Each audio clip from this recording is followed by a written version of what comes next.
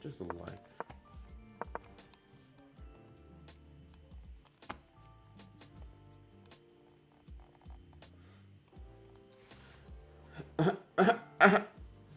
What's up, guys? How y'all guys doing? What's up?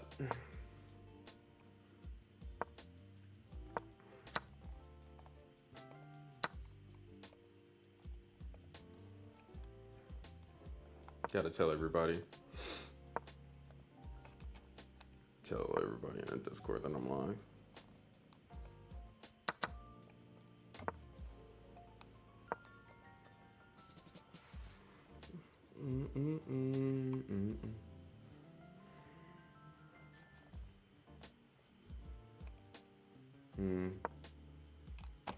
Okay, there we go. What's up? Hello. How's everybody doing? Hopefully you're doing well. What's up, Matt? How you doing? Gal? How y'all guys doing? I had to warn everybody in the chat.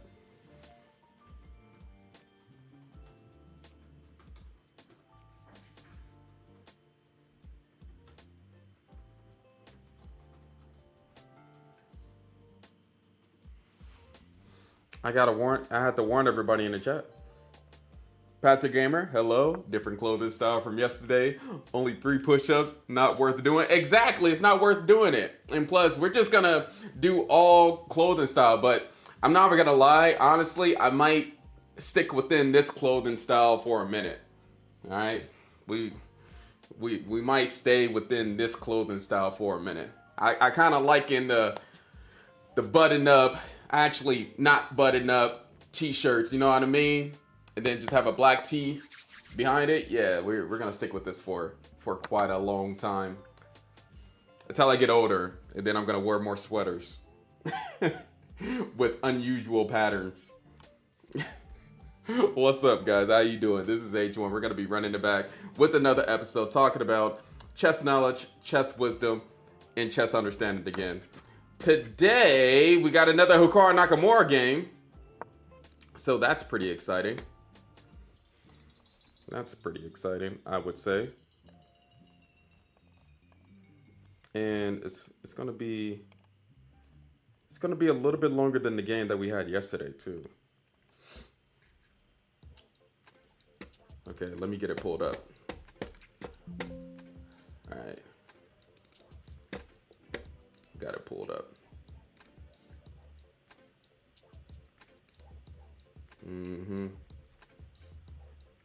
Here we go. Yeah, this game was pretty cool. I like this game. It's pretty unique.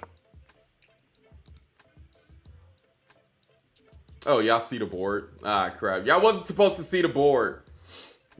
Y'all what? Now I gotta switch the game. Now, not switching no game. Gracias for are you not what? Not naked. What the crap are you trying to say? Thank you for not being in my birthday suit. Yeah, you're welcome. I guess I could just come on here in my birthday suit and advertise another platform, could I? Are you also live on YouTube? There's too many ads on Twitch. Bro, there's still too many ads. Bro, I can show y'all literally. I have it at the lowest setting. I have it at 30 seconds every hour. It's supposed to be like 30 seconds every 30 minutes. I don't know. Like I can let me double check it just to see if it changed or not. I'm gonna double check it. But I am on YouTube. Do I need to get back on Kick? For some of y'all, I kind of really don't like. Is Kick still a thing? Like, I only follow a few people on Kick. Is people actually still on Kick?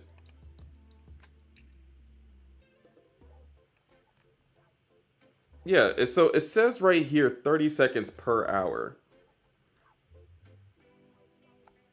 But I don't know how true that is anymore. I don't know how true that is. Twitch ads is pretty weird. Twitch ads is pretty weird. Actually, he was only 3 minutes late. You were 7 minutes late. Get down and give me 7 push-ups prehistoric.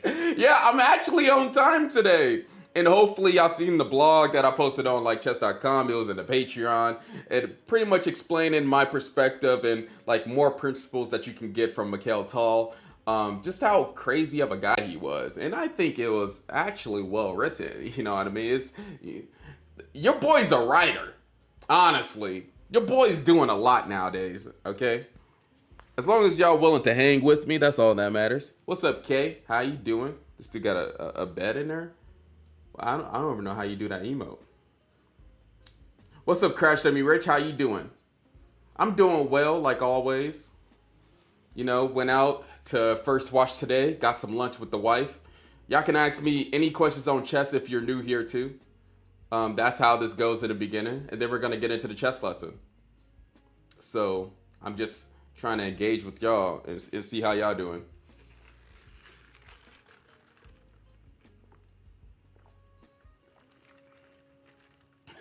We should just judge how many push-ups I do based on how late prehistoric is now. And like, however late prehistoric is, it minus how much push-ups that I have to do. For example, if I'm like 30 minutes late and it takes like 30 minutes for prehistoric to comment, then that should just offset the push-ups that I do.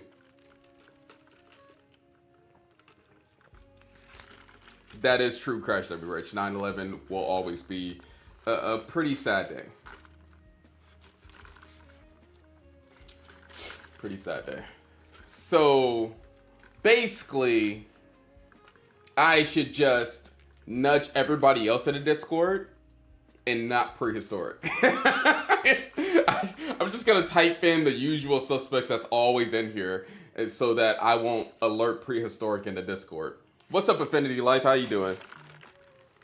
Best chess opening?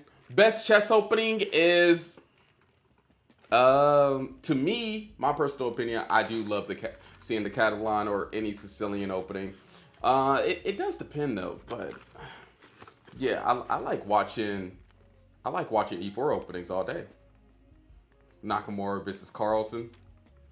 That would be a good game to go over.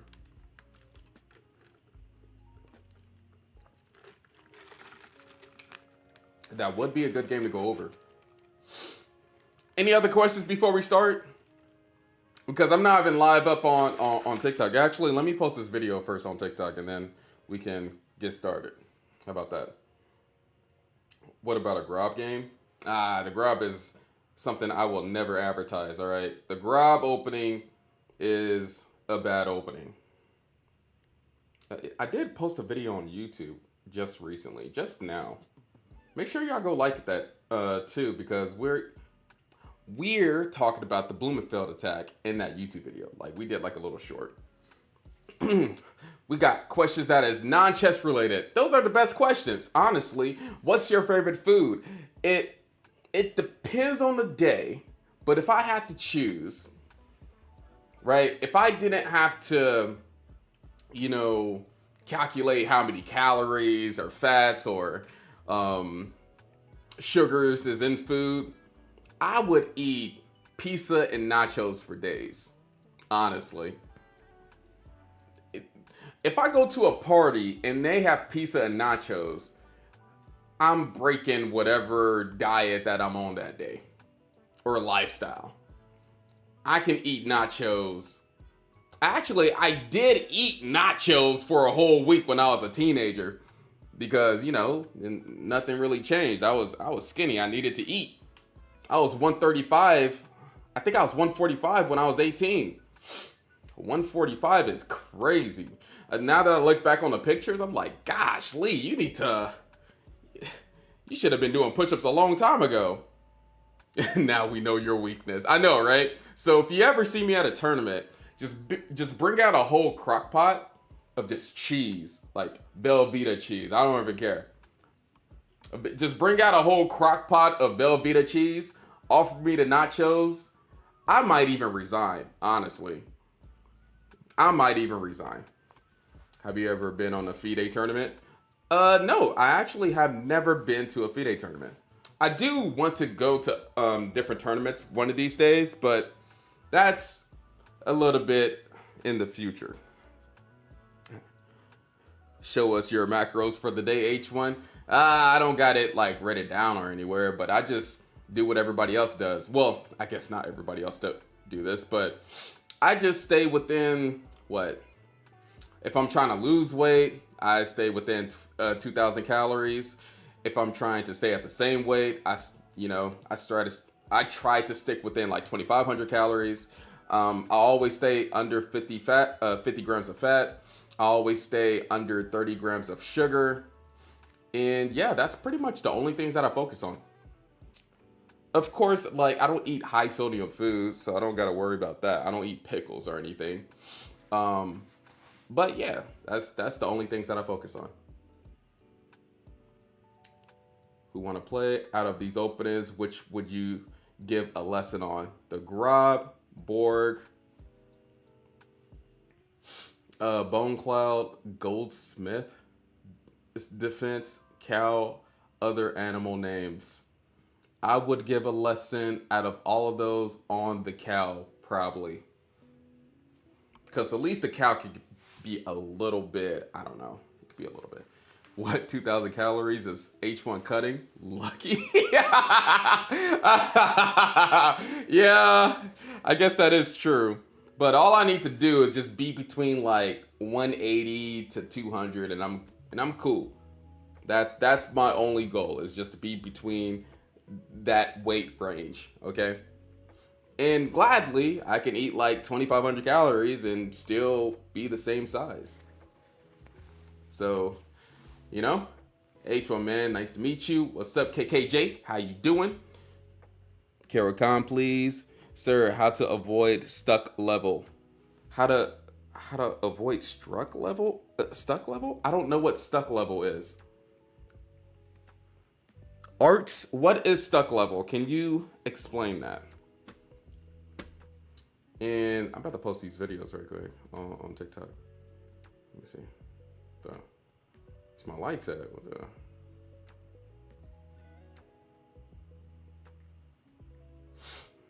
Okay, here we go. Let's get started with the lesson. Dragon is good though. Dragon is not good. Who said that the dragon was good? The dragon, man, I don't know about the dragon. I do not know about the dragon. There's too much theory to remember. It's way too much.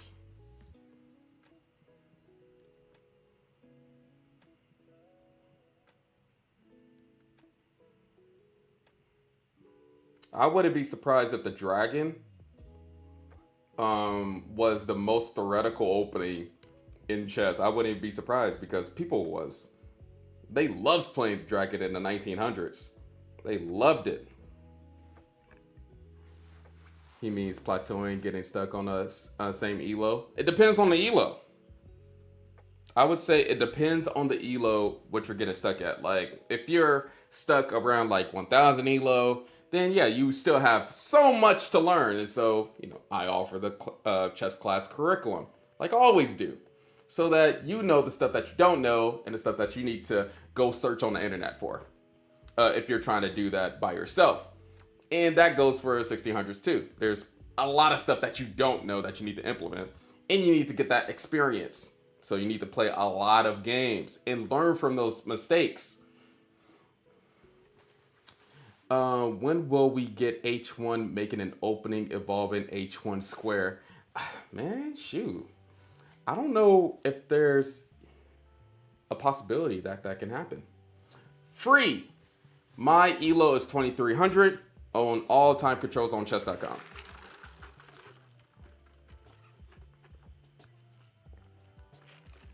We need to get over 2,400 in Rapid. But we're like 2,366 in Rapid. Super close, but I've been more focused on content creation than actually getting better at chess, which y'all gonna see the causation of that. Y'all might see me dip, but I'm still gonna be here teaching you how to play chess. And I know the secrets on getting better. So, hey, it's fine. It's cool. It happens.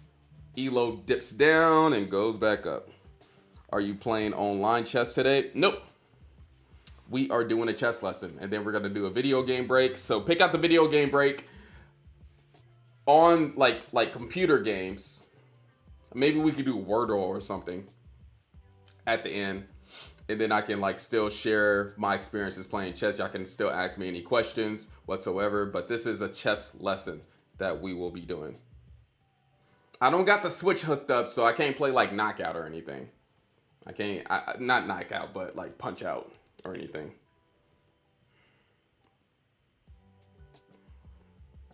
Man, oh. Dude, something is wrong with this.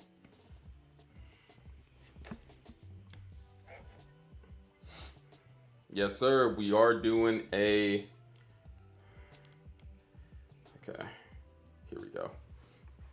Y'all can see that. So whenever I'm looking at the phone, I'm looking at TikTok, just to let everybody know.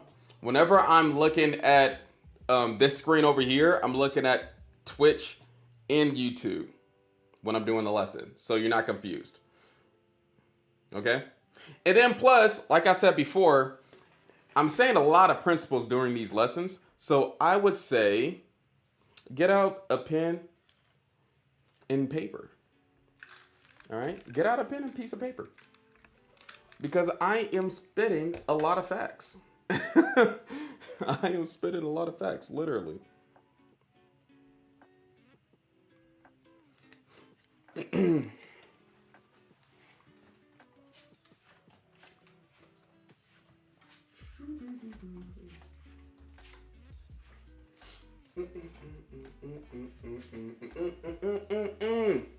Let's get to it. Let's get started.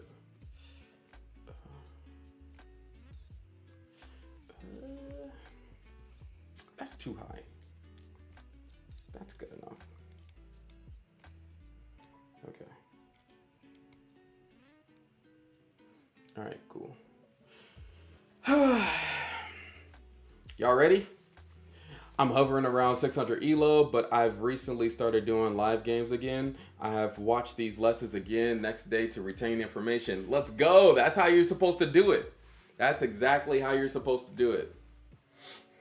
Because you need to retain it. If you just watch it, then you're only going to retain maybe like 20% of it. And then like that percentage goes down each and every day because you're not like reviewing it. And so you need to consistently review the information that I say in order to implement it in your own games. I'm a 1900 player and I constantly dip below 1900 and get back up when I play multiple games. I win and lose equally. What should I do to improve my rating till 2000 and above? I would say at that level, when I was down there, I would say openings is going to help you out a lot. So getting like a chessboard course, make it a database, because you need to take advantage of those players that do not study openings that much. Now, let's get started on this game. We are Hikaru Nakamura. We are the white pieces here. And as the white pieces, we need to pummel our opponent. His name is Mark. And what is the first move that Hikaru Nakamura played here in this game? What do y'all think? We're the white pieces. We're Hikaru Nakamura. What is the first move? What is the first move? What is the lesson for today? It's one of the games that Hikaru Nakamura, the tournaments that he's been going to against, maybe his opponent's 2100 or this opponent might be 1900. I don't know. But he's just been on a huge run of winning against his low-rated opponents. And I like explaining why. Joshua, you are correct. I have to watch these lessons again next. Okay, there we go. Yes, you will get a shout out if you guess the right answer. You get a shout out by me. The first move that was played was C4. The first, well, oh, did you say E4? I'll still give it to you, Joshua. That was my mistake. My apologies. The first move that was played by Hikaru Nakamura was C4, knight to F6, and then what do you think Hikaru Nakamura played next here after knight to F6? What do y'all think? we're the white pieces, and we need to figure out how to go about this opening. What is the best way? Usually when people refer to like the C4 openings, they think it's all boring and you never win and it's completely drawish, but clearly that's not the case. It just matters who knows the opening more than the opponent. Donk, a lot of people saying D4. Hikaru Nakamura went a different route. He actually went the route of already hitting these light squares. Because usually, when we play C4, white wants the fianchetto on the king side. But it all depends on how black plays this. He went the decision to develop his pieces as quickly as possible. So D4 was not played here. Kaden, thank you for the follow, appreciate it. I've been trying this opening lately. Well, you're gonna get a good one-on-one review from Hikaru Nakamura. D4, the Grand Prix. Well, we're not playing D4, like I said. Hikaru Nakamura did not play D4. We're not going to move on either until we get the first move correct. I mean, the second move. What's your rating on chess.com? 2,300 on all-time controls. So let's get started. I've been teaching chess for, 15 years right now. It's been like 15 years. So, what is this next move? What is this next move? E3? Not E3. Somebody said C3. I don't know what that means. Somebody said knight B3. Even though this is an illegal move, it is closer than all the other moves that people have been saying. Donkey Man, you are correct. Knight to C3 was the next move. So after knight to C3, let me just make sure y'all hear me. After knight to C3, G6, they're fianchettoing on the dark squares. What does Hikaru do? What does Hikaru do? It was a typo. Hey, it happens. And make sure that you like the stream, like the video, because you want to come back here and learn some more chess. I know you do. And I want to teach you some more chess. So make sure that you like the video, share in the live stream, so that, it makes chess more popular. Theo, you are correct. Who else is correct? All right. So, Theo, G3, bishop to G7, and if we creating a fianchetto, do we do another move, or did Hikaru Nakamura just immediately do bishop to G2? What do y'all think? Mari, thank you for the follow. Johnny, thank you for the follow. Appreciate it. Appreciate everybody that is joining right now. We're trying to figure out the best moves from white. And hey, I'm answering all the questions about this game and any questions that you have on how to improve too. Thank you for the follow. I'm a 500 on Chess Elo. Let's go. That's cool. Luke, thank you for the follow. Yes, S, bishop to G2 was the next move that Hikaru Nakamura played. After bishop to G2, D6, and now what? Because black has avoided taking control of the center. He's just avoided it altogether. He's playing this hyper-modern opening. And Hikaru Nakamura, he got this C4 pawn, and he's threatening these light squares. So now what? Angel, 1, 2, 3, you're correct. D4, controlling the center. So good job. And the new people that is in here, if you guess the best move correctly, you will get a shout out by me, by H1. All right? That's how this goes. This is an interactive chess lesson here. After D4, castle kingside, and then what is next? The opening really doesn't change. Theory shouldn't scare you because theory follows chess principles. And what are chess principles? What are the principles that we're following right here, right now? Well, of course, it's to develop our pieces, activate them. Donkey Man, you're correct. Who else is correct? Mizardi? You are correct. Knight to F3. Knight B to D7. And then now what? We're just developing our pieces, making sure that we're not wasting time. Because we are the white pieces, and we want to take advantage of that one move tempo in the beginning. We go first. Cornbread, you're correct. And everybody else that said castle, you're correct. Good job. Get the king to safety. Now, while the king is watching Netflix, chilling, binge watching whatever, maybe The Walking Dead. I don't know what he's binge watching, but castle kingside, e5, e5, confronting this pawn on d4. Now black wants to target the center, and this is what makes this opening a hypermodern opening, is because you delay counterattacking on the center. Okay? Now he does e5, attacking this pawn on d4. We got some decisions to make here. Number one, we can push the pawn up. Number two, we can take the pawn that's attacking our pawn. Number three, we can leave the pawn right there and do something else. So I'm seeing moves like bishop g5, for instance. That makes sense. A lot of people would do d5 too. That makes sense too. Each one of these moves goes into a different variation, so we really have to be careful what we do. e3, maybe a little bit too passive. We don't want our bishop to be blocked right now. g5, bishop g5. So what did Hikaru Nakamura do here? What is the move?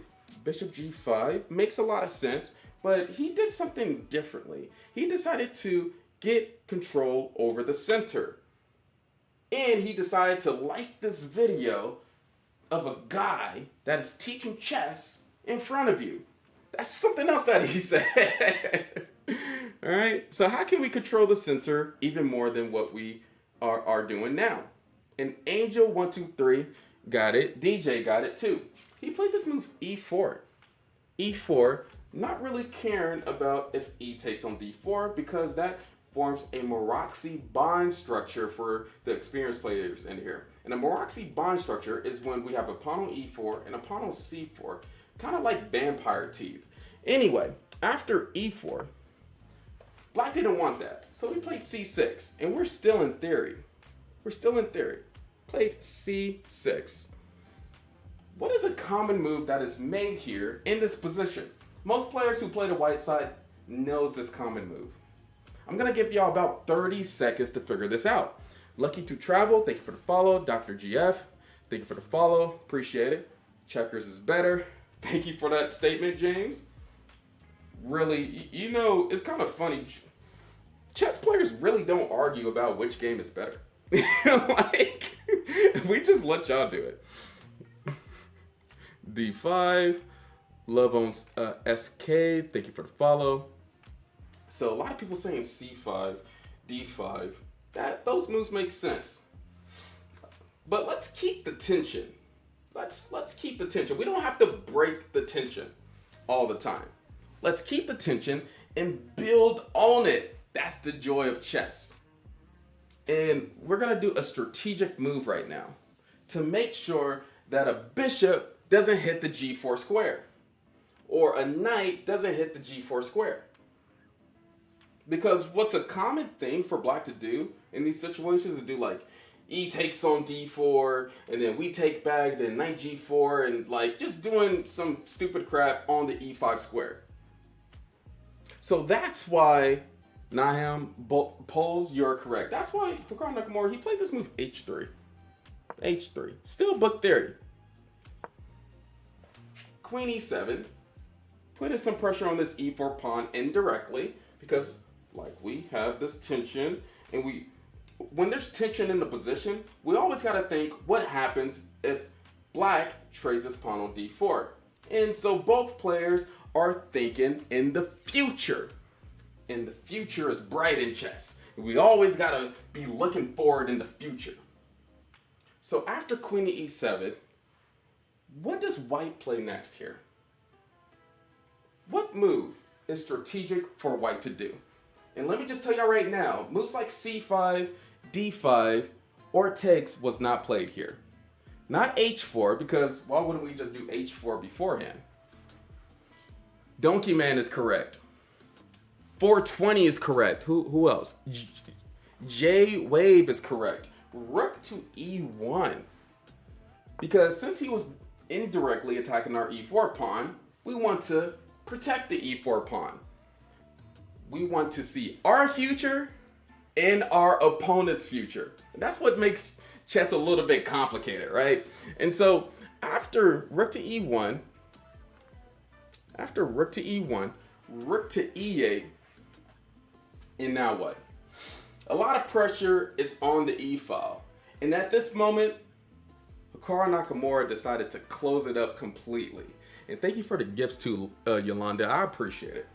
He decided to close it up completely. How do we close up the center? And Joshua's correct. Who else is correct? I'm looking at y'all. Thank you for liking the stream. Let's get to 10K likes on TikTok. Let's get to a lot of likes on YouTube. Hola, amigo. ¿Cómo estás? Muy bien. Let's go. Let's go. Te gusta? You like this or something? I don't know. I'm trying to learn some Spanish too. Rob, thank you for the move. D5. D5 closing up the center. Might as well, since they tried to make a battery on the e-file, might as well just make black's pieces look a little bit silly since this rook moved to e8. Very simple idea. It's not the end of the world though. And so that's why black played this move c5. Not the best move, but now everything is locked up and we got to figure out what to do here. And this is the main thing that I wanted to talk about actually.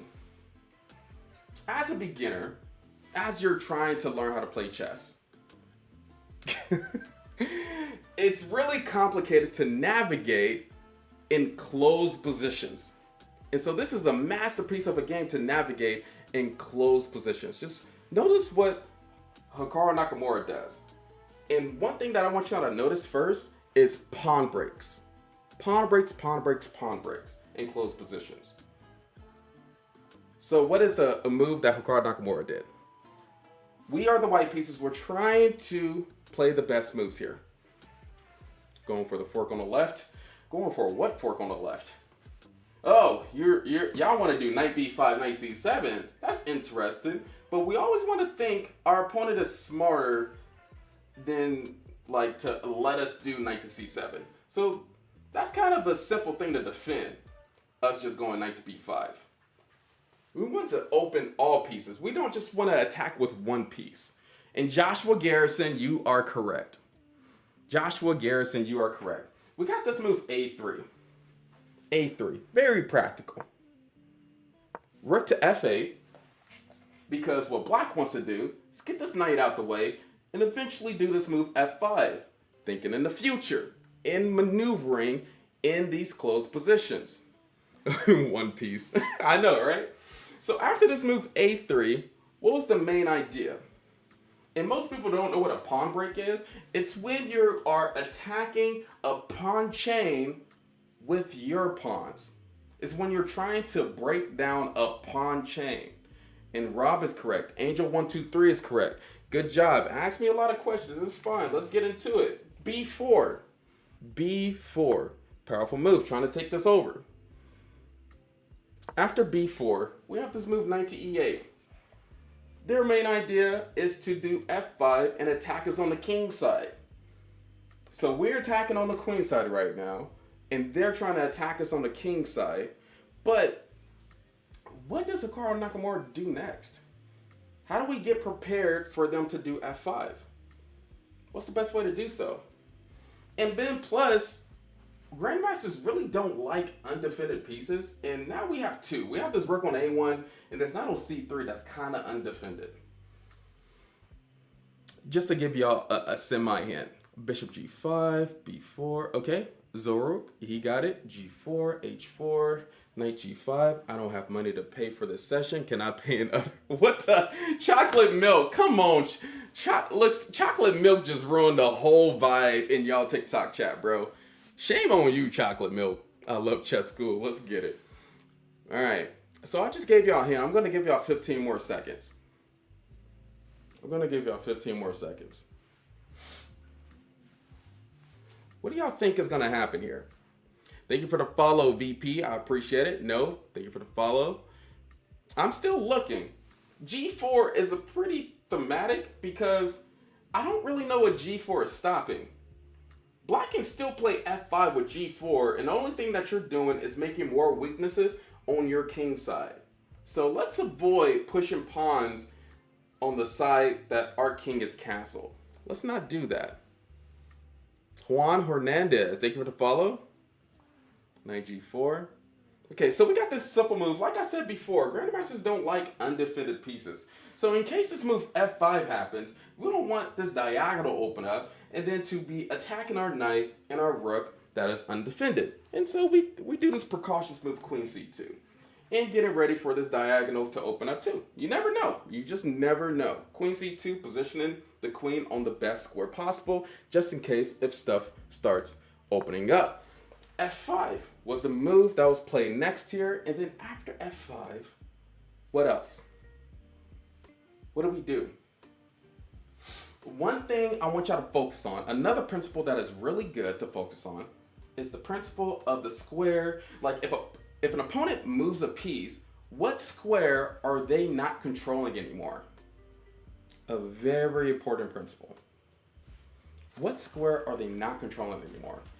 And if they are not controlling a crucial square anymore, how can we put a piece on that specific square?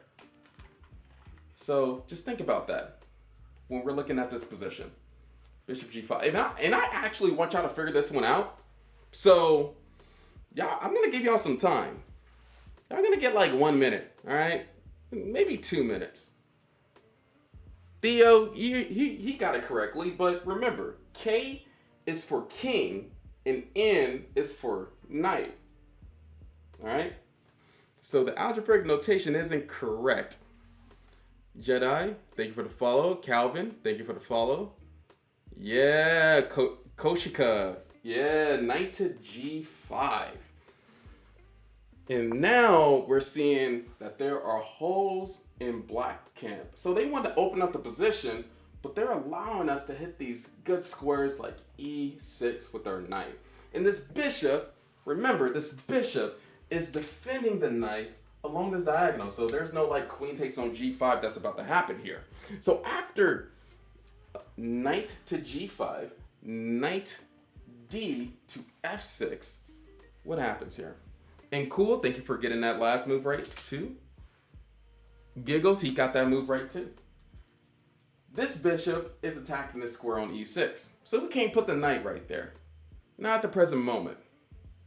Can't put the knight there anymore. But what can we do? Coach Yika, thank you for sharing the live.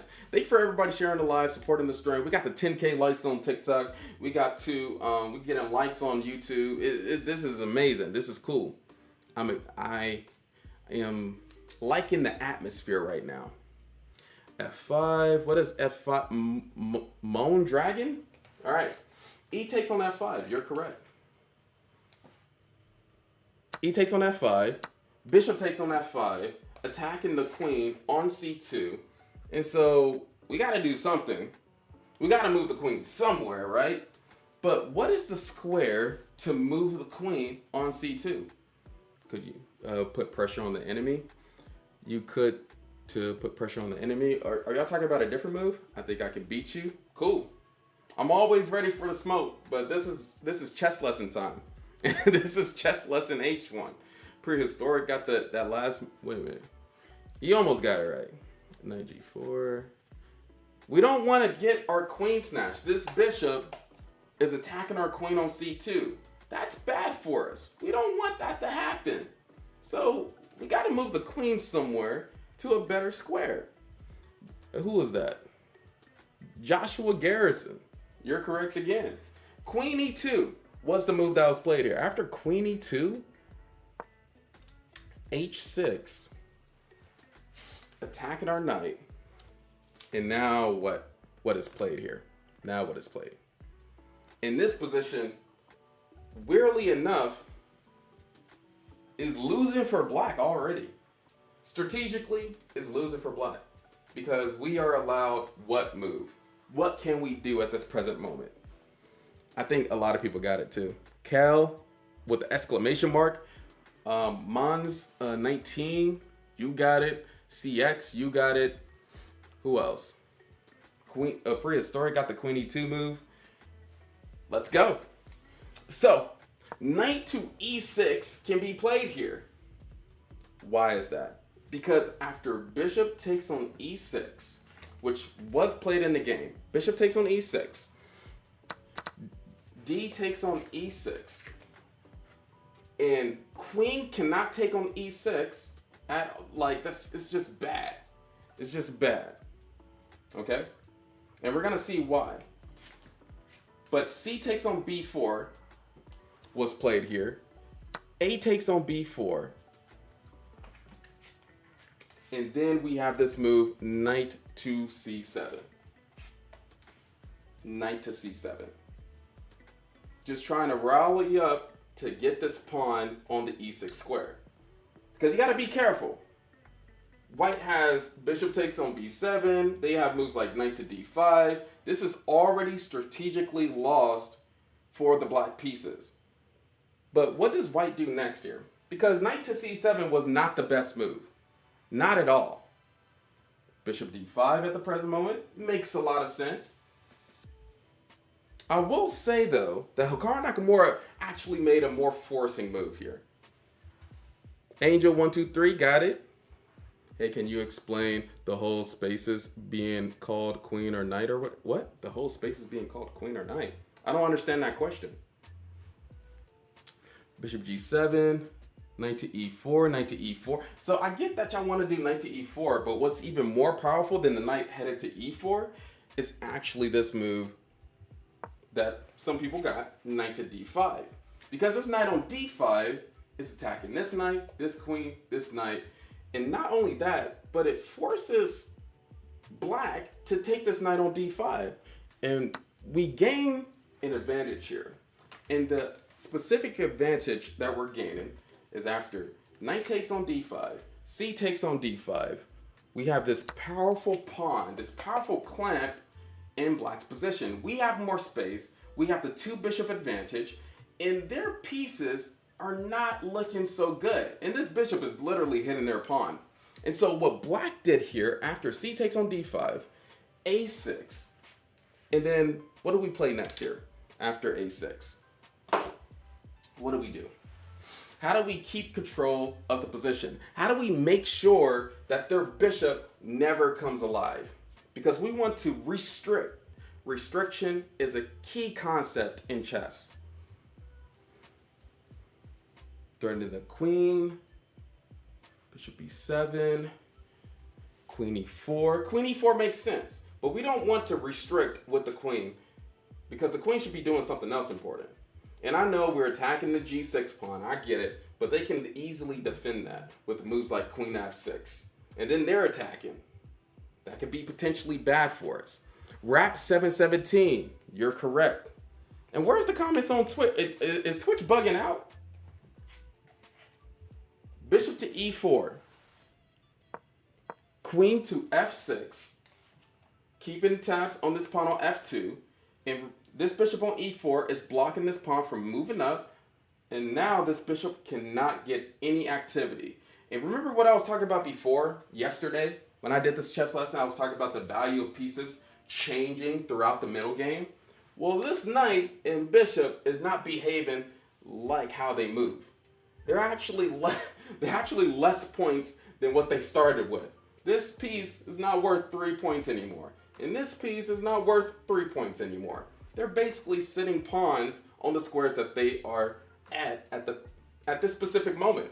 And so after bishop e4, queen to f6, what did Hikaru Nakamura play next?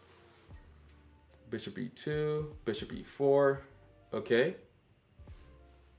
Skid, you said bishop e2. What are we playing next here in this position? Queen c2, queen d3. And I'm sharing gems, so hey, get a pen and paper out. I'm sharing specific principles, just like on restriction, that everybody needs to know. f3, f4, e2, queen g4. None of those moves was played here. But the move that was played here was bishop to e3. Bishop to e3, protecting this pawn on f2, and now black has no threats in the position. The bishop on e4 is as powerful as a rook at this present moment, and it's keeping tabs on this g6 pawn. After this, rook a to c8 happened. Rook a to c8. What can we do? How can we maximize the activity of our pieces? And Jay, thank you for sharing the live. Thresh Lantern, thank you for following. Appreciate it. Hey, he got 2 in a row. I see you. I see you. BMF, thank you for following. Let's go. A brilliant channel. Thank you, Castling. Yes, sir. I worked hard on all these channels. I got like over 1,000 videos on each one, on each platform. Raw Image, thank you for the follow. Kevin Williams. All right, we got to move our rook too, right? And so I see a lot of people saying move a rook to C1, but I'm not seeing a lot of people saying which rook is moving to C1. Okay, so we need to figure out which rook we are moving to C1, the A rook or the E rook.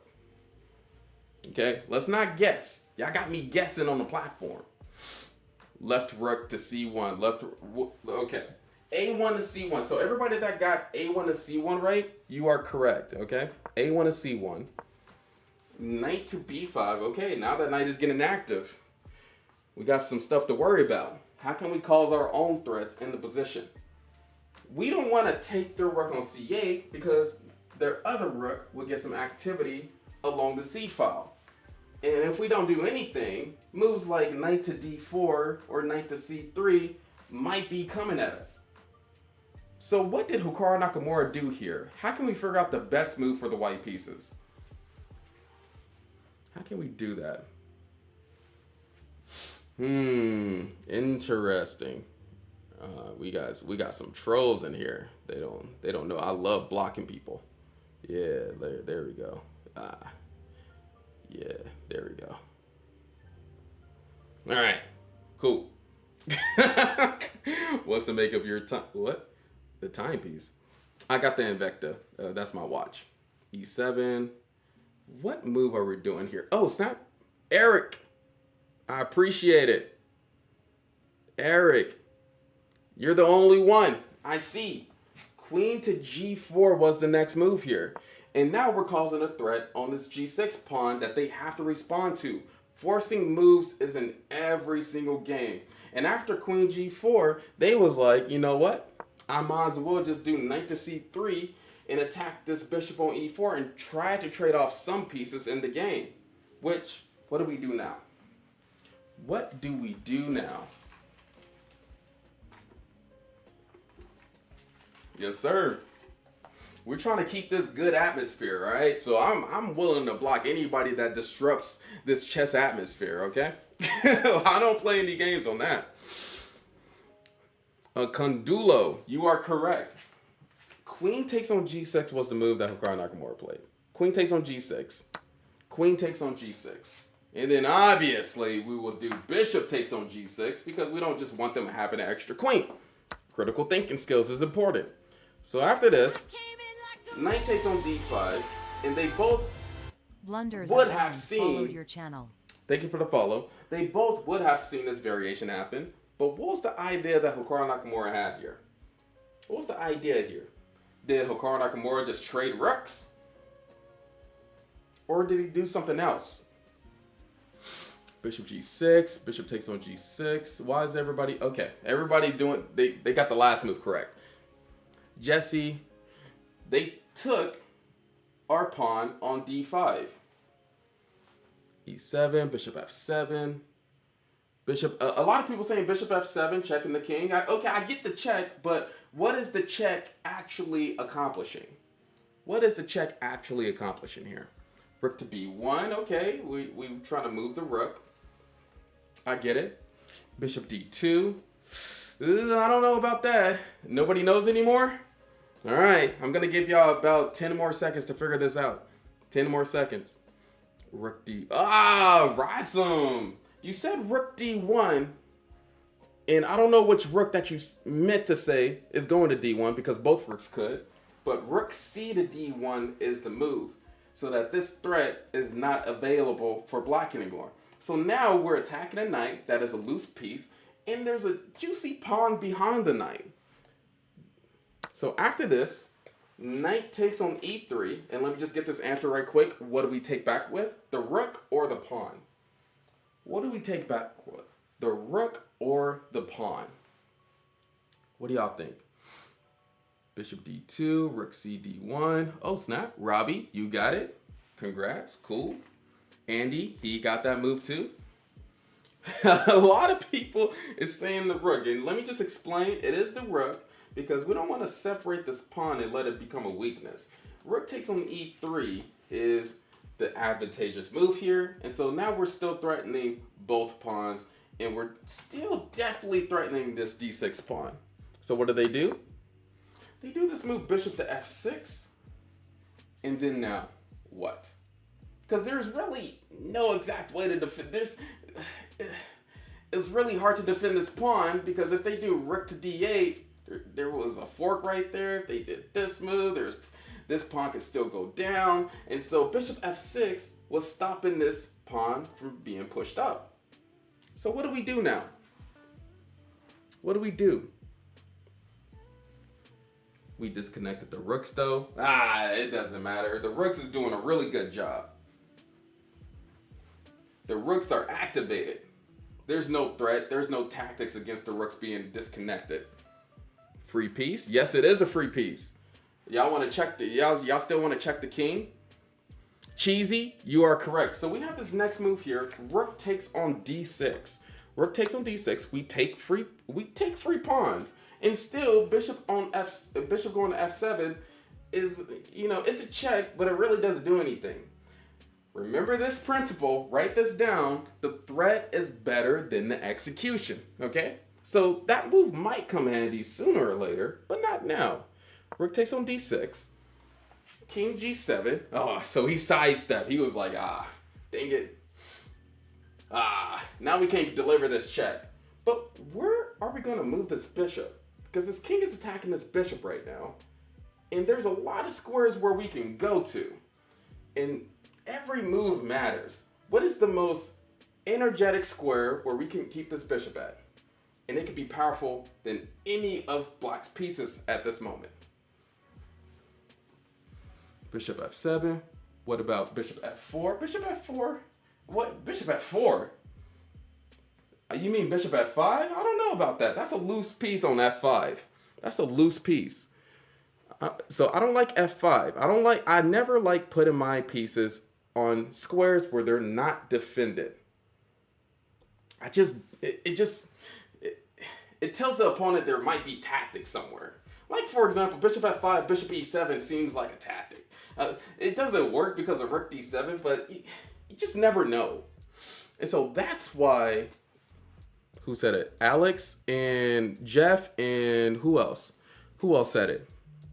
A lot of people saying bishop f5 or bishop f7, but bishop e4 just seems so much more poetic than all those moves. Just keeping the bishop in the center, blocking this pawn on e5, because remember, this bishop on f7 isn't doing anything. And we're attacking this pawn on b7. It's in the center because we always want to control the center. And it's a cool square. And so after bishop to e4, rook to c7, because they have to defend the pawn. And now what? What do we do? How can we take advantage of that? Uncle Ben J, you see all those comments in the chat. If you got the move correctly, and I didn't say your name, you got to be your own cheerleader, all right? I'm sorry. I don't do it on purpose. Bishop e4. Who else? What are we doing? How can we get it into a winning endgame? What are we doing next? Yes. Linus Bondo. Liam. Who else? Lex. Yes. Rook to d7. Checking the king and attacking the rook. If you know that an endgame is completely winning, always go towards the winning endgame, especially if it's easy, if you know how to do it. This is why I be telling people, practice these endgames, all right? Practice endgames so that you can win easily. Rook takes on d7, and then obviously we want to do e takes on d7, right? We don't just want to keep the rook right there. And they did this move b6. And yeah, this is a big advantage for us. But it is just hanging there, and the opponent do have two pieces blocking this pawn from queening. What do we do now? How can we make this easier? The principle of two weaknesses is really important in the end game. Rook d3. Okay, so y'all really want to promote this pawn, but remember, they already have two pieces blocking this pawn for promoting. So even if we do rook d3, we still can't push the pawn up. We would have to get the king all the way to c7 just to be able to promote the pawn. So we have to think about going somewhere else. We got to think about threatening something else. Rook d3 doesn't make sense. Rook c3 makes a little bit more sense because we want to go to rook c6 in the future. But Hikaru Nakamura decided to immediately attack something. Rook f3, rook f3. Nah, I don't know about rook f3. Rook c3. Okay, let me tell y'all this move. Dung, you're correct. Ari, you're correct. Rook to a3. Rook to a3. Best move because we're immediately attacking this a pawn. They can't even push up because we will take two pawns. And an extra pawn in the endgame is glorious. And so after rook to a3, rook can't go to a8 because remember, we put this bishop on e4 for a reason. And that rook cannot go to the a8 square. So they did this move a5. What do we play next? They did this move a5. Is that just to eliminate? We got an advantage, and they got a few weaknesses. Like, in their piece coordination is crap. And now, Hikaru Nakamura is just taking advantage of that by doing this move rook to a3. So, let's trade off. Our opponent is giving us pawns, right? What do? A lot of people's already saying it. I'm just going to say TK Thunder, already saying it. Rob, already saying it. Yeah, takes. TG. Yeah, TG.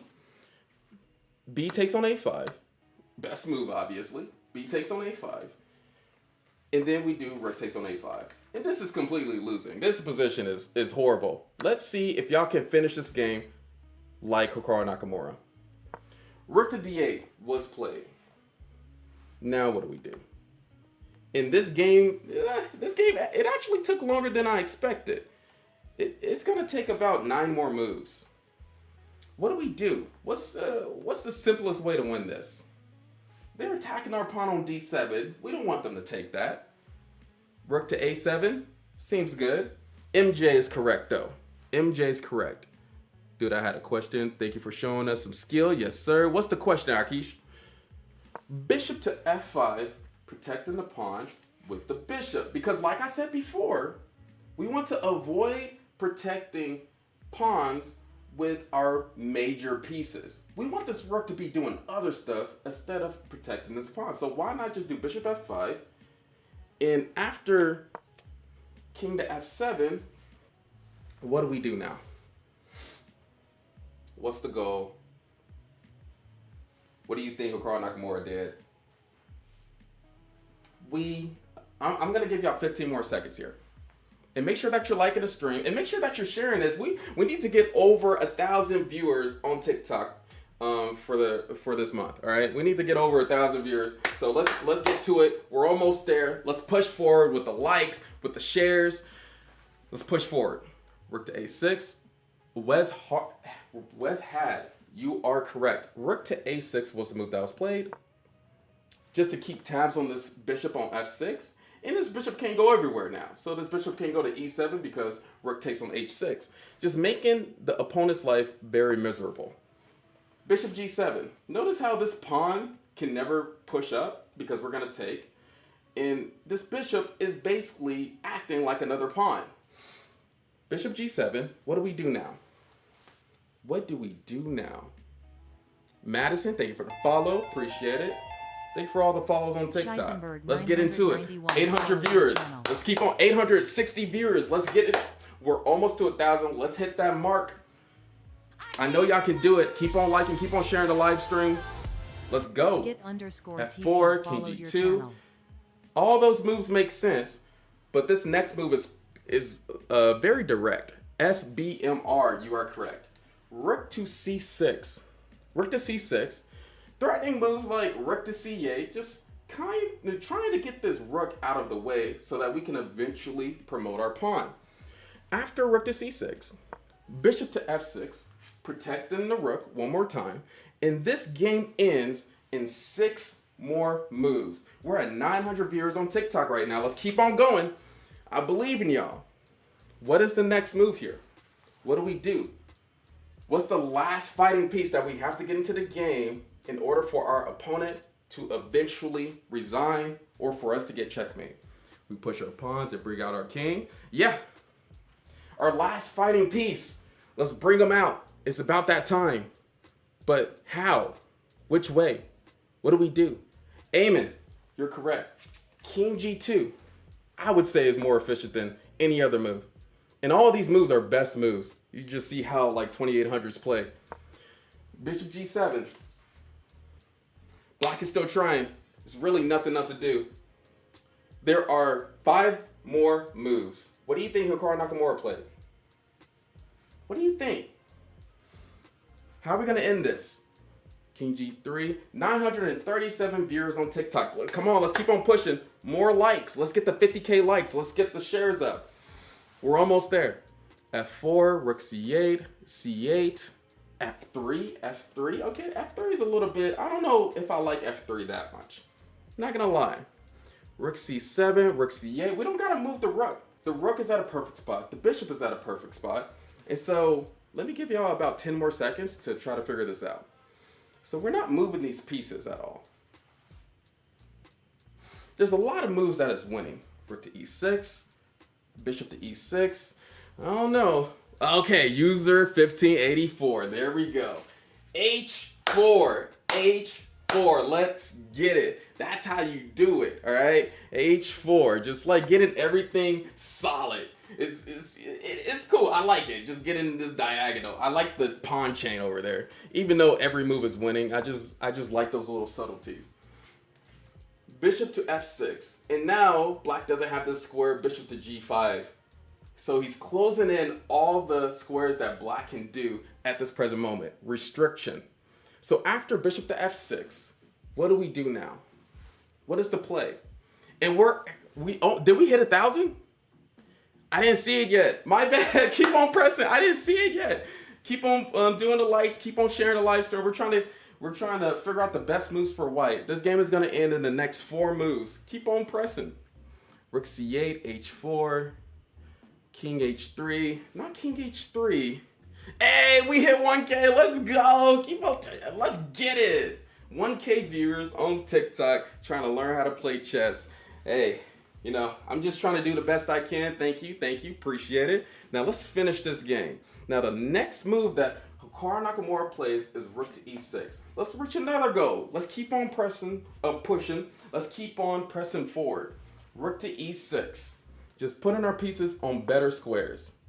After this, and remember, rook can't take the D7 pawn because of little endgame tactics like rook takes on F6, king takes on F6, bishop takes on D7. Black does not want to fall for that. And so what did they do? They did bishop to G7. What do we play next here? It's so late here, but I can't go to sleep till I know how this game is. Let's get it. That's how I want you to feel. 3 more moves. Why did we go to rook to E6? Why did we go here? Keep on liking the stream. Keep on sharing the live stream. Let's hit 100K likes. Since we got 1,000 people up in here, that should be easy. King H3. Next move, rook to E. COD plays. Let's get it. Rook to E8. Professional move. Professional move indeed. Because after rook takes on E8, there's moves like, there's a secret move here. There's a secret move, which is bishop to G6. Nasty, nasty. And this is why we can do this move, rook to E8. Most people would just assume, oh, it's just trading rooks, but no. Hikaru Nakamura wanted a queen. After bishop to F6, what happens next? What do we do? Very brilliant. Patrick Gamer got it. Rook to E8, sack. Well, what's the next move? 2 more moves until this game is done. 2 more moves. We're at 66,000 likes on TikTok. Man, y'all are typing up a storm. Let's reach 100K. All right. Hey, thank you for the dono, Teeks, $15. Let's get it on YouTube. Keep it up, brother. I will do so. Ooh, Icy, you are correct. Kevs, you're correct. Let's get it. Bishop to E6.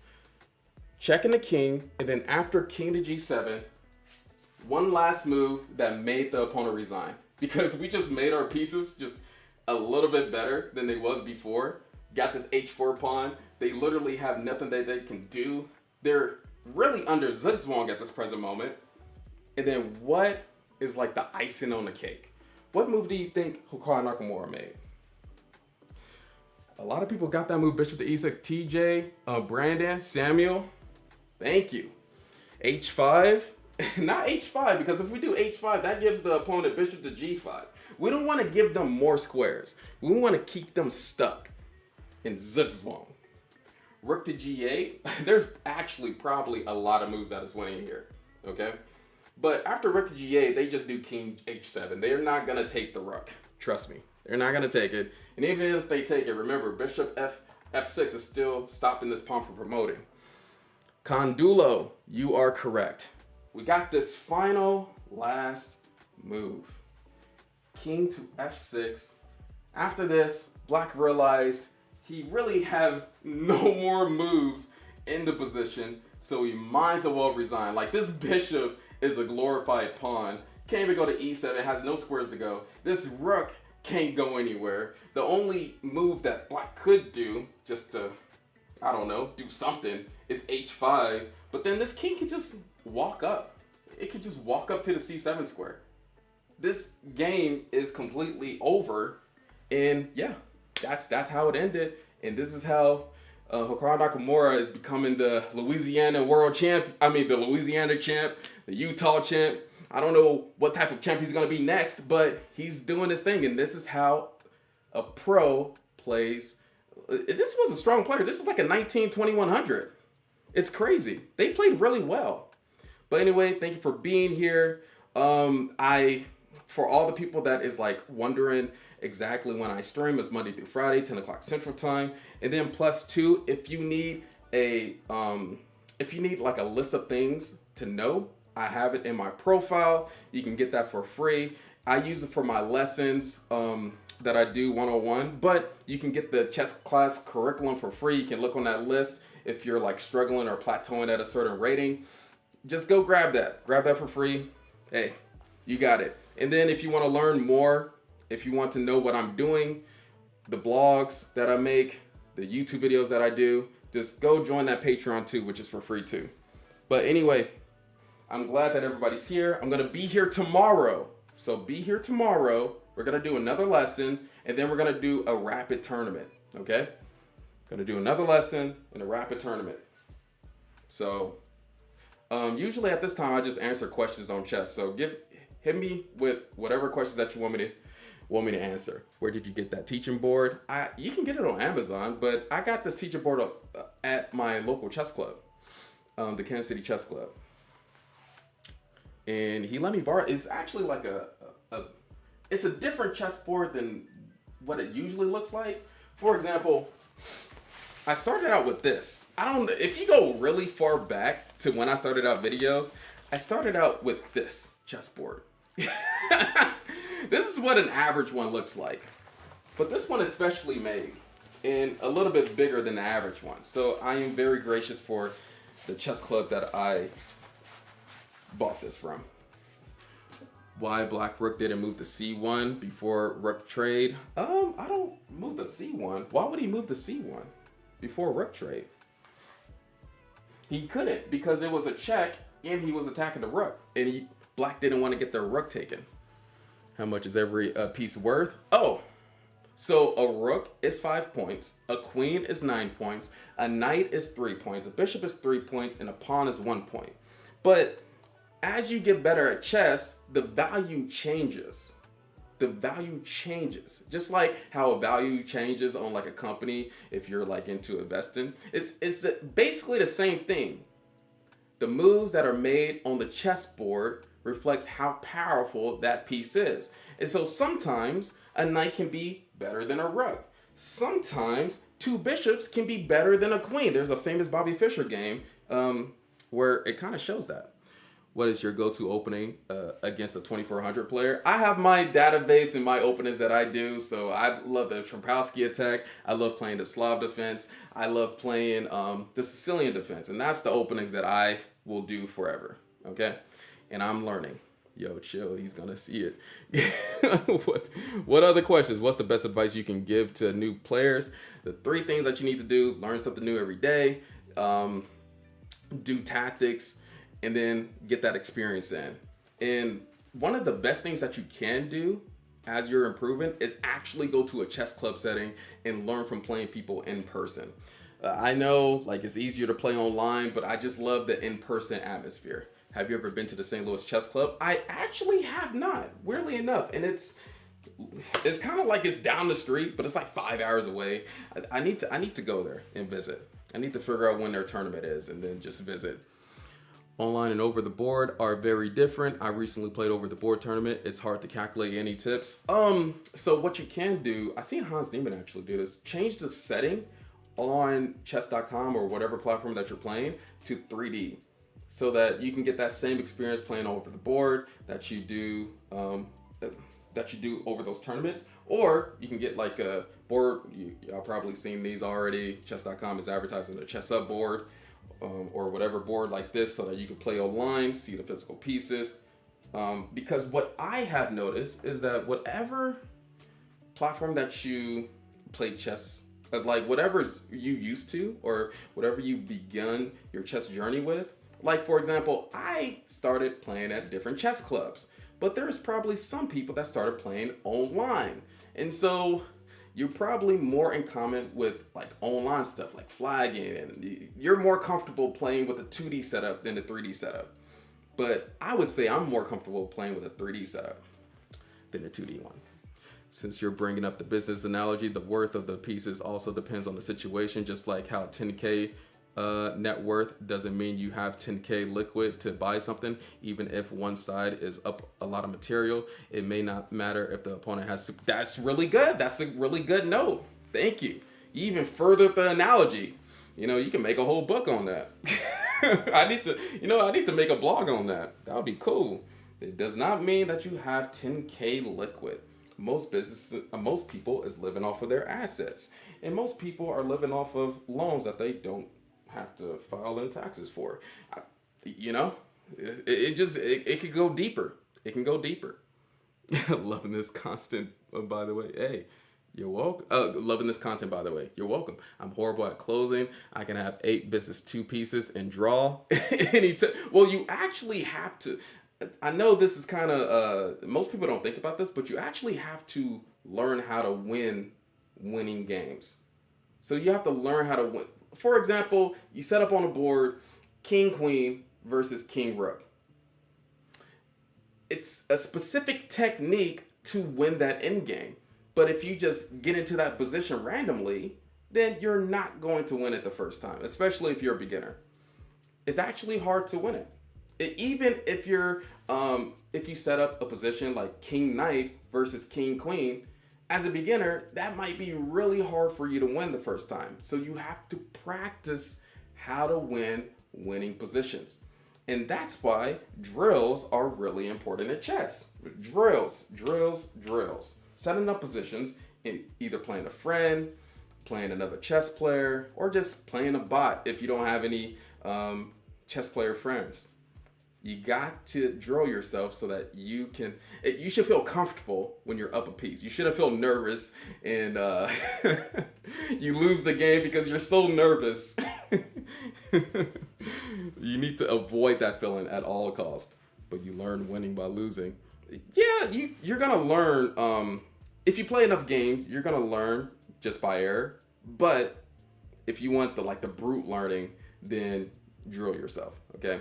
You don't gotta play, instead of playing 10,000 games and just learning from your losses, you can just do those drills and then don't have to lose those 10,000 games. Hey coach, good to see you again. I watch you on YouTube all the time. Let's go. Thank you, Manuel. I appreciate it. Brother, can you teach? Yes, sir. I already did. You on YouTube. I don't even know why you're saying that because you can literally just go back on the video and go through the whole lesson again. Like you, on Twitch and on TikTok, it's like it's they can't rewind the video, but you can literally rewind the video. Which, if you want to go watch these lessons, if you missed a part, you can go watch it on YouTube. Good thing that y'all can do that. But before going, I want to ask you, how does a knight move? I can't give that lesson today, sadly. Sadly, I can't give that. But yeah, I answered a lot of questions. So see y'all later on TikTok, and then we are going to play a game on Twitch. My Twitch handle is H1Chess. If you want to ask more questions, and I'm going to be playing the game for like 10 minutes, and then I'm going to be answering more questions. So thank you. I'm going to be back tomorrow, same time. Let's get it. See y'all soon. Bye. On TikTok. All right. Cool.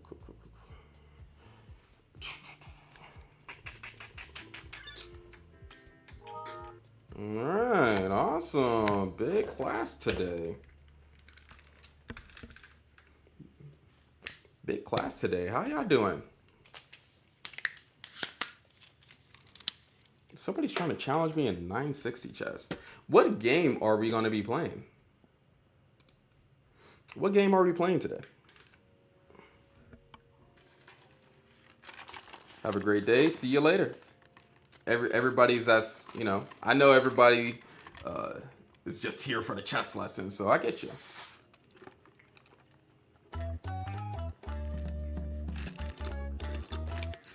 Max_1,234,512,345 followed your channel. Thank you for the follow. I appreciate it. That's a lot of numbers. Oregon Trail. What is Oregon Trail? Oh snap! And we got that cookie game too. Oh crap! I don't know where I put that file. Man, my bad, Patrick Gamer. Man, I should. Oregon Trail. Let me look that up though. Oregon Trail. Is this an old game? Nah, crap. What is this? Nah, man. Here we go. Brother, teach me best opening for black and white. That is such a subjective question. I don't know about that, sir. All right, let's turn this. Does this game got music? It probably doesn't. All right. Well, he mentioned the game, and so we're gonna play it. H1 never playing Oregon Trail. Wow. What do you mean? I got it pulled up. Dang, chill. Dang, bro. I got it pulled up.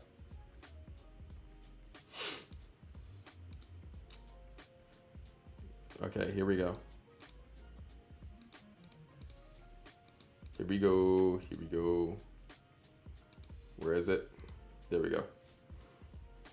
I've never played a game like this before, so just bear with me.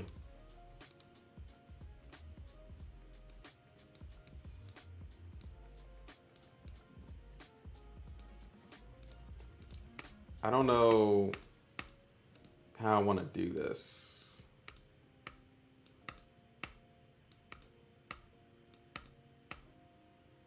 There we go. There we go. Okay, I set this up.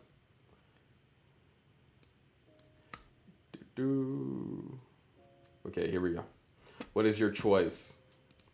What is this game? Can I keep the music on? We're gonna keep the music on. Travel the trail. Oh. I don't use the mouse. Travel the trail. Learn about the trail. See the Oregon top 10. Turn sound off. Oh, so it does have sound. Wait a minute.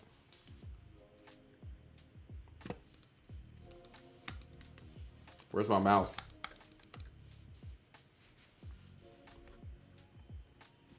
Okay. So it does have sound. Let me turn this off for a minute. I don't know what I'm getting into.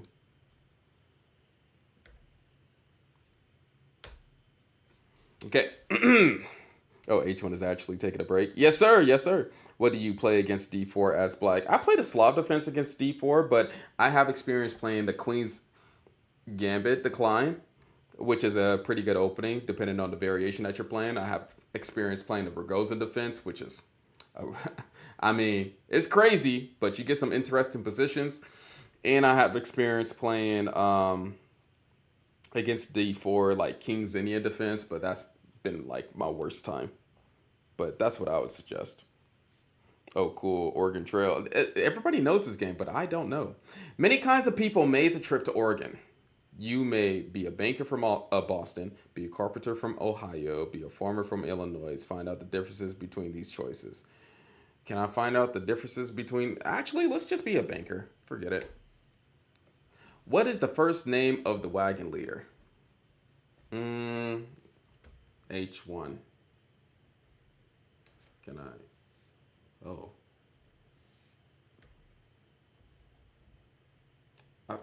Can I not put numbers in here? H chess. Oh, you know what? Might as well just do it. High chess. Let's get it. What are the first names of the 4 other members of the party? Okay, what do we got? What names do we got? Thank you. You're welcome, Max. What names are we doing? Do y'all got any ideas, or y'all just want me to spitball? Pat's a gamer, duh. Okay, so Pat's a gamer. We can't even get the last R in there. Patzer game. Patzer need to join. Okay, let's just do Patzer. How about that?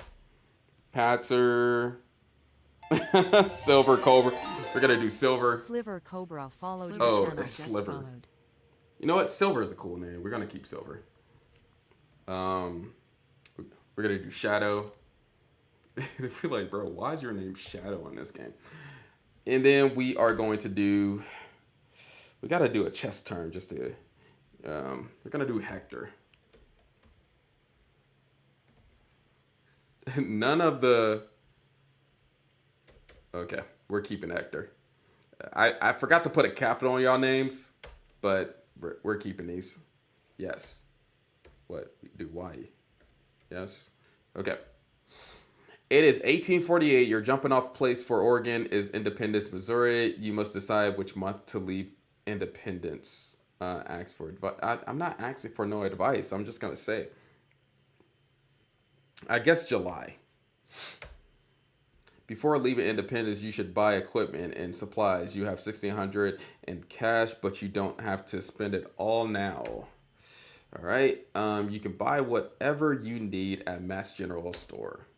Hello, I'm Matt. So you're going to Oregon. I can fix you up with what you need. A team of oxen to pull your wagon, clothing for both summer and winter, plenty of food for trip, ammunition for the rifles, spare parts for your wagon. All right, what are we doing?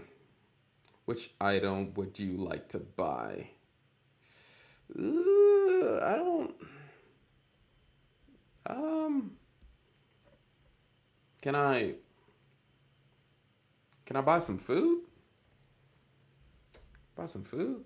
I recommend you take at least 200 pounds of food for each person in your family. I see that you have 5 people in all. You will need flour, sugar, bacon, and coffee. My price is 20 cents a pound. How many pounds of food do you want? Dang, I gotta think now. Gosh, Lee.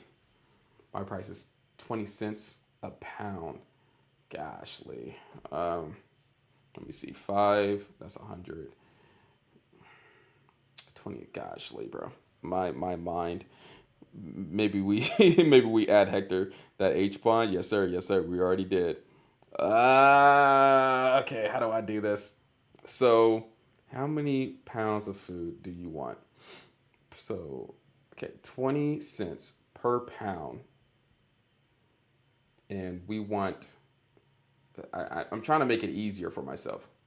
20 cents per pound. Ugh. So, dang, my brain is hurting. my brain is actually hurting. Can we do like 20 divided by 20 divided by 200. Isn't that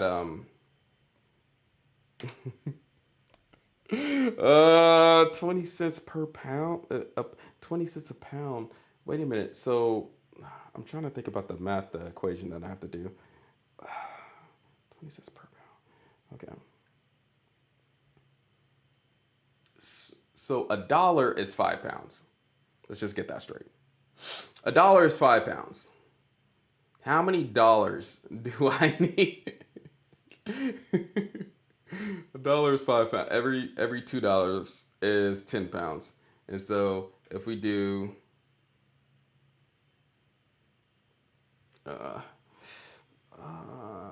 so if we do 2 times, so 2 times, so 20, that's 100 pounds, so 40.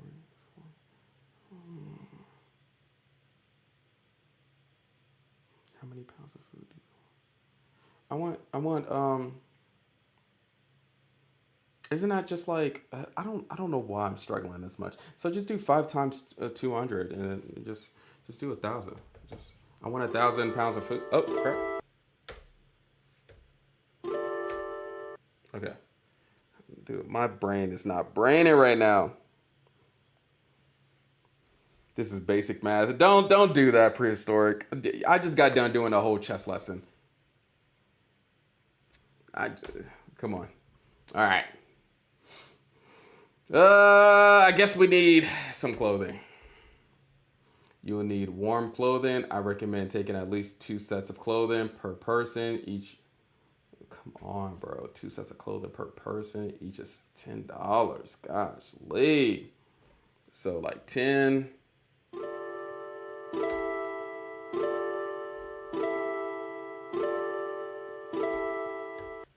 Okay. Don't we need all of these? Don't we need all of these? Let's just do ammunition. I sell ammunition in boxes of 20 bullets. Each box costs $2. Oh, you're not going to give me a suggestion here? How many boxes do you need? Let's just do, just go all the way up to 10. We don't need that much. It's fine. Okay, let's do 1. There are 2 oxen in the yoke. I recommend at least 3 yoke. Okay, let's do 3 yoke. And then let's do 5 spare parts. It's a good idea to have a few spare parts. How many wagon wheels? Let's do I don't know. Let's just do 10. Or let's do 5. No, let's do 4. Okay, of course you only. Okay, 3. Just give me 3 then. Give me 3. 3. All right, we're good. Okay, we're leaving the store. Maybe buy 5 for $10. Is this guy trying to scam you? Probably is. I don't know. I fell for it though. Well then, you're ready to start. Good luck. You have a long journey, difficult ahead. Okay, come on, let's go. Let's get there. Oh my God, it's loud. Ouch. Can I turn that sound down?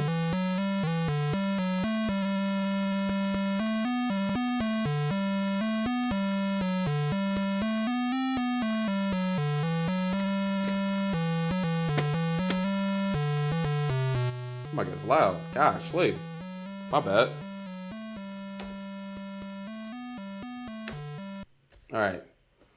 Weather warm, health good, pace steady, rations filling. You may continue on the trail, check supplies, look at a map, change pace. Come on, just continue trail.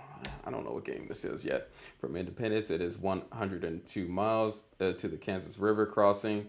Ah, snap! Am I gonna make it? Press enter to size up the situation. Press enter to size up the situation. Just change pace. Just change pace. I don't know what that was. The pace at which you travel can change. Your choices are a steady pace, strenuous, and grueling pace. Find out what does strenuous mean. You know, just keep the steady pace. I mean, just fine. Okay, just continue. I don't know what this game is yet. Okay, I don't know. Is that a river? Just cross the river. You are now at the Kansas River crossing. Would you like to look around? No. You must cross the river in order to continue. The river at this point is currently 605 feet across and 1.7 feet deep in the middle. All right. Attempt to ford the river, caulk the wagon, and float it across. Take a ferry across. Wait to see if conditions improve. The conditions are perfect, though. Let's just attempt to cross the river. Let's just go. Let's go. Come on, you can do it. Let's go! We're taking the risk. It's a text-based game to survive the Oregon Trail. We made it. Strenuous will probably stress the oxen, and same with grueling. Oh, okay. All right. Okay. From the Kansas River, crossing it is 82 miles to the Big Blue River crossing. Yeah, just keep on going. Keep on going. Keep on going. All right. Keep on going. Okay. Silver has a broken leg. How did you break your leg? We're riding in the... Oh, my goodness. We're riding in... You are now at the Big Blue. Dude, he broke his leg, though. Would you like to look around? Yes. Fine. Let's look around. Big crossing. Space. All right. Oh, I guess I should have looked a little bit more. Let's stop and rest. This dude broke his leg. What does that even... One day. He broke his leg. How do you break your leg? Man. Can we talk to people? A party leader heading east tells you, we've had enough pesky flies all day and mosquitoes all night. It's either bacon sun or oceans of mud, and sometimes both. Worry over Indians attacking. Haven't seen any yet, but still a worry. Okay. Gonna get canceled on Twitch. Good job. I don't know what he's talking about. Let's just cross. You must cross the river in order to continue. The river at this point is currently 234 feet across and 3 feet deep in the middle. Ah, yeah, we're crossing that. Yeah, we're crossing that. Come on. We got this. Oh no, my leg. I know, right? Oh, come on. No! It's too deep to ford. You lose 15. I lost 15 bullets. What does that even mean? From the big guy has a broken leg. We lost 15 bullets. What are we doing now? All right, keep on going. This is the last trip that I'm doing. It's storming now. Oh my goodness, come on. Let's go to that house, live at the house, and we're gonna eventually get to Oregon tomorrow, okay? Let's just... So random and nice.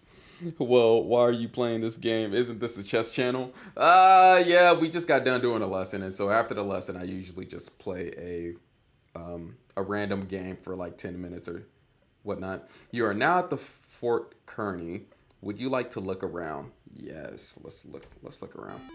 Oh, it's a little nice place. Let's do some business. Let's get some money. Let's. Are you sure about that? Yes, I'm sure. Your supplies. You meet another immigrant who wants one wagon tongue. He will trade you one set of clothing. No. What type of dealings is that? And then plus, what the heck? I forgot to check my supplies. Am I good? Am I straight? Okay, we still got tons of food. Has somebody broken their leg? Is this leg still broken? I don't know. Let's travel one more time. Okay. I know I said that was my last, but y'all know how it is. Okay, let's get going. Find wild fruit. Let's get it. Oh, am I supposed to stop? Yeah, am I supposed to stop and take the wild? Oh, it's hot today. It's hot right now. Well, since it's hot, let's just take a break. Let's take a 1 day break. It's still hot. And we're taking another break. Shoot, taking another break. Taking another break. 1 day. Okay, it's warm. We're good. We're good. Continue on the trail. Let's get it. Let's get it. Come on. Come on. We can make it. Okay, so grueling makes you go 16 hours a day of traveling. Health suffers. Strenuous makes you tired in 12 hours. Dang it. Shut up. What? How are y'all breaking y'all body members? That doesn't even make sense. In what world does that make sense? I love how each one is eating around 15 pounds of food per day. Hey man, they're staying under their calories. You pass a grave site. Would you like to look closer? No, I don't. Man, we not. Shoot, it's probably gonna be some ghost trying to scare us through a VHS tape. It's like, bro. You know what's funny about that is that, I don't know why I even mentioned the VHS tape when it's like 1848. Anyway, you are now at the Chimney Rock. Would you like to look around? No, I don't. Skip that. From Chimney Rock, it is. Man, you better keep on going. You better keep on going. Yeah, now we got a high school. Let's go. Let's get to the high school. Let's get some books. Let's read. We don't even have to go to Oregon anymore. We can honestly just stay here because this place looks way better than wherever Oregon is. Like, what's even at Oregon? You are now at Fort Laramie. Would you like to look around? Yes, sir. Let's look around. Like, what is that? Jerusalem? Like, what the heck? All right. You know, we're gonna stop right here. Let's stop right here. Can I pause this? Can I pause this game? Is that allowed? I don't know if there's a save spot. I don't know if there's a save spot, but there we go. I played 10 minutes of that game. Anyway, who is streaming? Y'all just watch me play. Y'all just watch me play Oregon Trail. All right. Oregon Trail. Let's put some music on. Who's playing chess?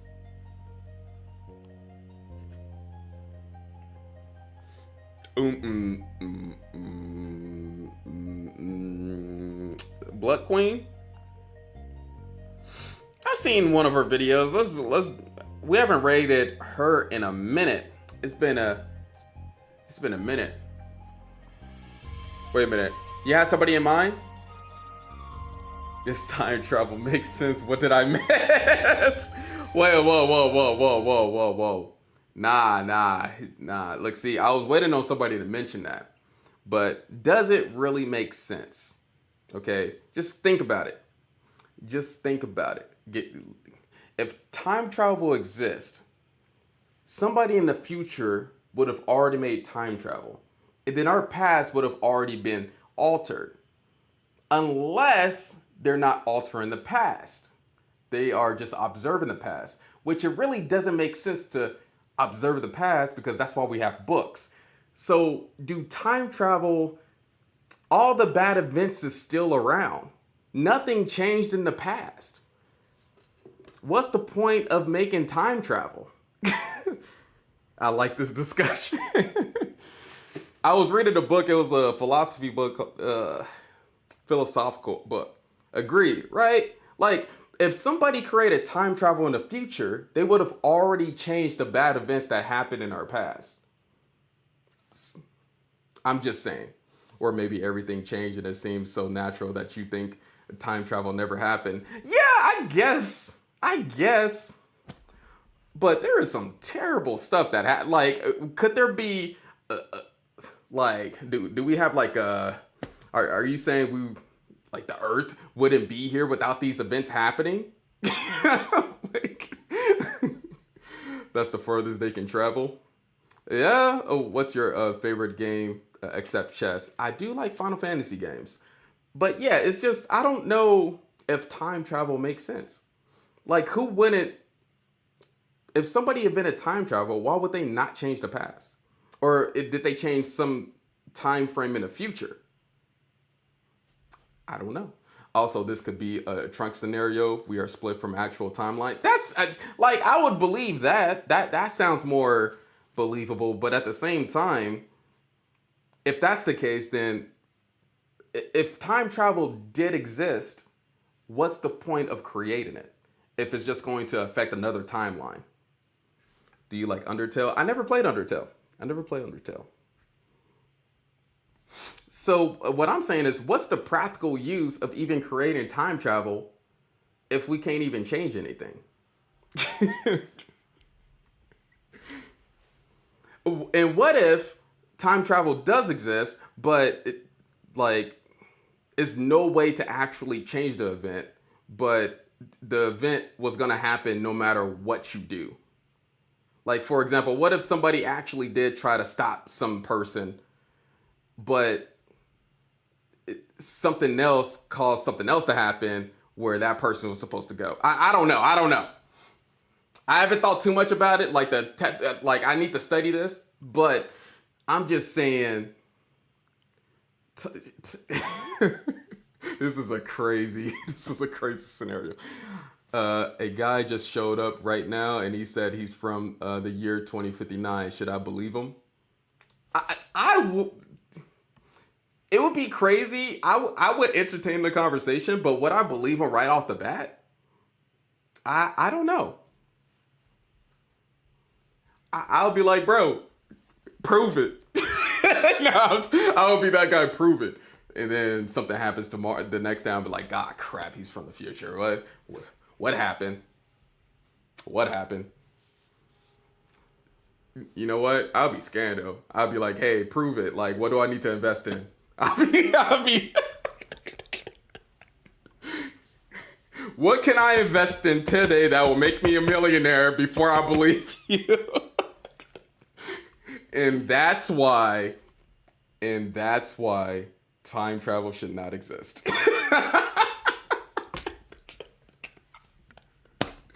Of course I wouldn't do that. Calm down. I wouldn't do that. Chill. All right. But if dang, bro. I don't know. Do you like the Carol Khan defense? Yes, I do. The Carol Khan is cool. But it has been refuted by the Alien game, but I will keep on saying that forever. Just for Witty's sake, Witty Alien, I have to say that. Like, he's gone, so somebody has to keep the torch. So the Carol Khan been refuted by the Alien Gambit and the Martian Gambit. The thing is, if you traveled back in a time where Apple was a penny stock and bought a lot of it, we probably would create a scenario that Apple doesn't recover even with Steve Jobs and you go broke instead of rich. Yeah, that is true. Yeah, that is true. Or what if like, yeah, what if it's like a scenario where like I tell somebody, oh, what should I invest in? And then this happens, and then something happens where, nah, you was meant to be at a certain bracket. All right. I don't know. I'm going too deep on this. Going too deep. Patrick Gamer, who did you say we were supposed to raid? What did you say? What was their name? Wait, what happened to Witty? Witty Alien, he quit content creation. He quit it. Faye Fireheart? Okay. Yeah, he made a video about it. It was pretty depressing. Pretty sad. Because I guess he was doing 24-hour streams or 38-hour streams and just, I don't think he was getting the return that he wanted from it. Maybe that could have been the case. And then his health was bad. It was a lot of things. Faye Fireheart. That's crazy, man. I hope everything is okay with him. How do you do a 24-hour stream? I know I couldn't. Come on, if some British guy got time travel, he would just ruin our freedom going back to. That's what I'm saying. It's like, you know what I'm saying? Like, unless it's another dimension, but at the same time, if we believe in that, there's like crazier things we would have to believe in. If it's another, like, if it's on some interstellar stuff, you know what I mean? It just goes crazy. But if time travel was a thing, then if the right person, like something would have changed. Unless we don't know, but at the same time, I don't know. It's just a weird concept. A weird concept to think about. So I like how we went from the causation argument, and then the Room 88 argument on Monday, in mirrors. H1 is a philosopher now. I know, right? I know.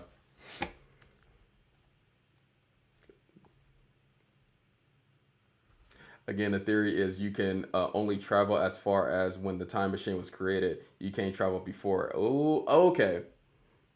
That would make sense. But dang, that would suck though too. What would be the point? What would be?